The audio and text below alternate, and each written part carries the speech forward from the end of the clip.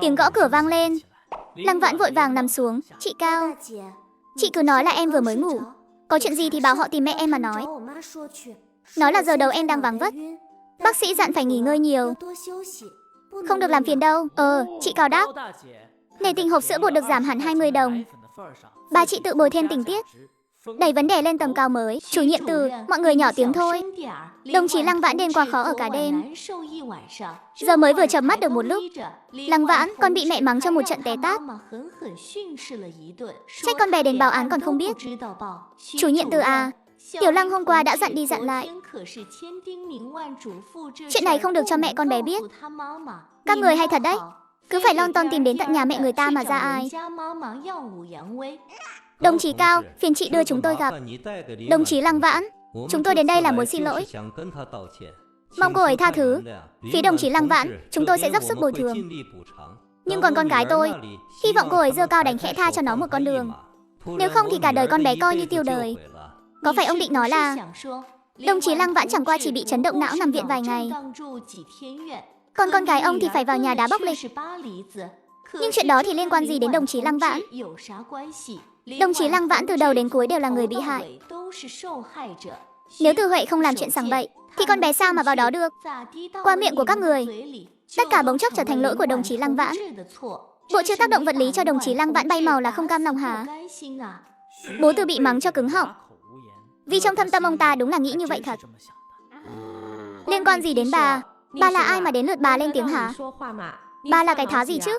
Mà quản chuyện bao đồng, tôi chẳng là cái thá gì cả. Nhưng nhà tôi không có hạng con gái phải đi bóc lịch. Đào Huệ Lan, bà quá đáng rồi đấy. Nói năng kiểu gì vậy hả? Cơ quan cử chị đến để chăm sóc đồng chí Lăng Vãn, chứ không phải để chị đến làm mâu thuẫn thêm gay gắt. Được rồi, tôi không nói nữa. Nhưng chuyện này các người không tìm được đồng chí Lăng Vãn đâu. Đồng chí Lăng Vãn sao mà đấu lại được ông ta chứ? Các người đi mà tìm đồng chí Hoàng Quế Hương ấy. Anh cả, anh cũng thấy rồi đó. Chị dâu hoàn toàn không có thái độ muốn giải quyết vấn đề. Chuyện này tôi cũng đã bất lực rồi. Mọi người tự nghĩ cách đi vậy. Chị về đi. Chuyện này chị đừng xen vào nữa. Ông ta lo sợ Vương Tố Phân lại làm hỏng chuyện lần nữa. Thế là cha của Từ Huệ liền đi sang khu nội trú thường. Ông ta có người quen của bạn làm chủ nhiệm ở đây. Ông ta nghi Lăng Vãn chỉ đang diễn kịch, chưa biết rõ bệnh tình, thì lại nghe được một tin đồn. Nghe nói cô ấy ở trong một gia đình rổ giá cặp lại. Mấy anh chị dâu đang muốn tống khứ hai mẹ con họ đi. Giờ mẹ cô ấy đang sốt xình xịch đi tìm nhà đấy. Sợ là ở tiếp sẽ bị lũ chuột nhắt đó cắn xé. Nhà đất ư? Ông ta đang làm việc ở cục quản lý nhà đất. Và lại trong tay ông ta còn đang nắm một căn hộ nhỏ. Trong tay đã có sẵn con át chủ bài. Lập tức trong lòng thấy tự tin hẳn lên. Ông ta vội vàng đến hợp tác xã tìm bà Hoàng Quế Hương. Ông đừng có phí công vô ích nữa. Tôi sẽ không rút đơn kiện đâu. Đồng chí Hoàng Quế Hương này, tôi cũng không vòng vo với bà làm gì nữa. Tôi dùng một căn nhà để đổi lấy việc bà rút đơn kiện. Ông ta thực sự không còn thời gian để dây dưa. Thời gian càng kéo dài thì ảnh hưởng của sự việc sẽ càng tệ hại. Chuyện này cũng sẽ gây ảnh hưởng cực xấu đến ông ta. Cái gì? Cho nhà á? Giấc mơ của Vãn Vãn đêm qua trở thành sự thật rồi sao? Tôi không cần nhà. Tôi cần sự công bằng. Vợ ông lấy công việc ra để chèn ép tôi. Con gái ông lại bắt nạt con gái tôi. Cả nhà ông đúng là lũ quan liều hách dịch. Bồi thường thêm cho mọi người 800 tệ nữa. Chuyện này là do bên chúng tôi làm sai. Tôi khẩn thiết xin bà hãy tha thứ. Ông định dùng đạn bọc đường để mua chuộc nhân dân lao động sao? Ha, cho thêm nữa đi nào. Đừng có liên lạc với tôi. Hãy dùng đạn bọc đường oanh tạc tôi thật mạnh vào đi. Kiểu liên thanh tạch tạch tạch ấy. Hoàng Quế Hương xin nghỉ để đi xem nhà với ông Từ. Vị trí của khu nhà nằm giữa xưởng cơ khí Hồng Tinh và đồn đoàn kết. Là một đại tạp viện 2 lớp sân. Hoàng Quế Hương hài lòng vô cùng. Liền về nhà lấy sổ hộ khẩu các thứ. Cùng ông Từ đến sở quản lý nhà đất làm thủ tục chuyển nhượng. Hoàng Quế Hương nhanh chóng đến đồn công an rút đơn. Đinh Cường vừa hay đang ở đồn. Anh ta không làm thủ tục ngay, mà gọi Hoàng Quế Hương ra một góc hỏi. Có phải họ ép bà không? Nếu có thì bà đừng sợ. Vì đã có tôi ở đây, sẽ không để bà phải chịu thiệt đâu. Hoàng Quế Hương muốn khóc. Bà đúng là bị ép thật. Bị đạn bọc đường ép cho tới tấp. Văn Văn nói Từ Huệ là đồng đội của Tiểu Hoắc. Đã là đồng đội của Tiểu Hoắc, họ lại thành khẩn xin lỗi rồi. Thì chuyện này cứ thế bỏ qua đi. Nếu không Tiểu Hoắc và đồng đội cũng khó nhìn mặt nhau. Mê mông, chắc là Từ Hoàn Minh đã đi cầu xin Hoắc Tiêu rồi. Thế là Đinh Cường dứt khoát làm thủ tục rút đơn kiện luôn. Đợi mọi người đi hết, liền gọi điện cho Hoắc Tiêu. Lão Hoắc à, Từ Hoàn Minh cầu xin cậu rồi à? Mẹ vợ cậu đến rút đơn rồi kìa. Vụ này vợ cậu chịu uất ức rồi đấy. Vì nể mặt cậu mà bỏ qua, đúng là hiền thục đại lượng. Hoắc Tiêu nhướng mày, trả lời qua loa vài câu rồi cúp máy.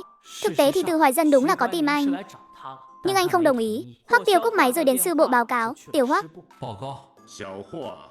vào đi, tôi vừa cúp máy của lão thủ trưởng xong. Lão thủ trưởng hỏi tôi đã gặp vợ cậu chưa? Khi nào cậu định cho vợ đi theo quân đội? Cô ấy vừa mới đi làm, nhiệt huyết và tính tích cực với công việc vẫn còn cao lắm. Đợi cô ấy làm một thời gian rồi tính. Hơn nữa 2 năm tới nhiệm vụ của tôi cũng khá nặng. Cô ấy có theo quân đội cũng chẳng thấy bóng dáng tôi đâu. Chi bằng cứ đợi thêm. Hôm nay tôi đến là muốn đề xuất vài ý kiến về việc diễn tập. Tôi thấy lâu ngày không đánh trận, không đấu tranh, ý thức cảnh giác của một số đồng chí đã giảm sút nghiêm trọng. Cứ kéo dài tình trạng này sẽ tạo nhiều sơ hở cho mật thám của kẻ địch. Tôi đề xuất cuộc diễn tập lần này nên bố trí thêm vai kẻ nằm vùng ở cả hai bên xanh và đỏ. Họ sẽ chịu trách nhiệm gây nhiễu thông tin của người chỉ huy. Diễn tập vừa phải kiểm tra năng lực chỉ huy tác chiến của các sĩ quan, vừa phải kiểm tra khả năng phân tích và phán đoán của họ. Được đấy, cậu đừng đi vội. Để tôi báo mọi người họp một lát. Cậu cùng tham gia nhé. Giải thích chi tiết cho anh em về ý tưởng của cậu đi, Hoắc Tiêu. Cuộc diễn tập này, cả Quách Húc Dương và Từ Hoài Minh đều tham gia với tư cách chỉ huy. Thắng thua sẽ quyết định việc thăng chức hay chuyển ngành. Trở về trung đoàn, anh gọi điện cho Lăng Vãn. Hôm nay em thấy đỡ hơn chưa? Vâng, em đỡ nhiều rồi ạ. Mẹ rút đơn kiện rồi phải không? Vâng, rút rồi ạ. Ai bảo anh trai anh ấy là đồng đội của anh chứ? Mẹ em là nể mặt anh mới rút đơn đấy. Nếu không thì dù bọn họ có đưa ra điều kiện gì, mẹ em cũng không đời nào đồng ý đâu. Hoắc Tiêu im lặng một lúc. Lăng Vãn cũng không biết anh có tin hay không, đang nghĩ xem nên lấp điểm thế nào. Lúc đang định giải thích thêm, Hoắc Tiêu lên tiếng. Nghe anh này, cảm ơn em nhé. Cũng không còn sớm nữa, em nghỉ ngơi đi. Anh chàng này gọi điện là để quan tâm mình, hay là gọi để dò xét mình đây? Thôi kệ đi, chẳng quan tâm nữa. Dù sao thì nhà cũng đã về tay mình rồi. He, quay lại phòng bệnh. Hoàng Quế Hương đang hớn hở gọt táo cho Lăng Vãn. Vỏ táo được gọt vừa mỏng vừa dài. Mẹ ơi, mẹ cũng phải để lại tí thịt chứ. Vỏ táo gọt ra chắc chắn là không vứt đi rồi. Trương Hồng Cường chịu trách nhiệm ăn chỗ đó. Giây phút này Lăng Vãn thấy cậu em trai hờ này giống như một cái thùng rác nhỏ vậy. Cô hào phóng đưa một quả táo cho Trương Hồng Cường. Đừng ăn vỏ nữa, ăn táo đi này. Cái đồng chí này mới sướng được vài ngày đã bắt đầu thấy bay bổng rồi. Vỏ táo mà nói bỏ là bỏ ngay được. Mẹ nói cho con biết, táo này là của mẹ, vỏ táo cũng là của em. Lăng Vãn bị nó chọc cười. Hoàng Quế Hương đá nó một cái. Trương Hồng Cường kêu la quá mức. Bà nhét tiền phiếu cho Hồng Cường, con đi đón bố ta làm đi. Rồi đưa bố con đến tiệm cơm quốc doanh mua đồ ăn. Mua một phần canh gà cho chị con, mua thêm một phần vịt kho khoai môn, mua thêm một con cá nấu cay nữa. Sau khi đổi Trương Hồng Cường đi, Hoàng Quế Hương liền hớn hở kể với Lăng Vãn về chuyện căn nhà. Căn nhà đó tốt thật sự luôn con ạ. Hàng xóm láng giềng mẹ cũng đã hỏi thăm rồi. Toàn là người có công việc đàng hoàng, nhà cửa rộng rãi, còn có sân, phòng khách rộng khoảng 7-8 mét vuông. Nhà chính rộng 6-7 mét vuông. Ngay cả nhà kho cũng rộng đến 5-6 mét vuông lận. Mẹ cứ tưởng phải tốn mất mấy ngày cơ. Ai dè ông ta vừa lên đã bảo cho nhà luôn. Sau này cứ bảo nhà là do con rể tương lai thuê giúp. Với chú Trương của con cũng nói như vậy nhé. Ông ta còn đưa thêm 800 tệ và một đống phiếu cho mẹ nữa. Chỗ tiền phiếu này con cứ cầm lấy hết đi. Trời ơi, đến giờ mẹ vẫn còn thấy choáng váng đây.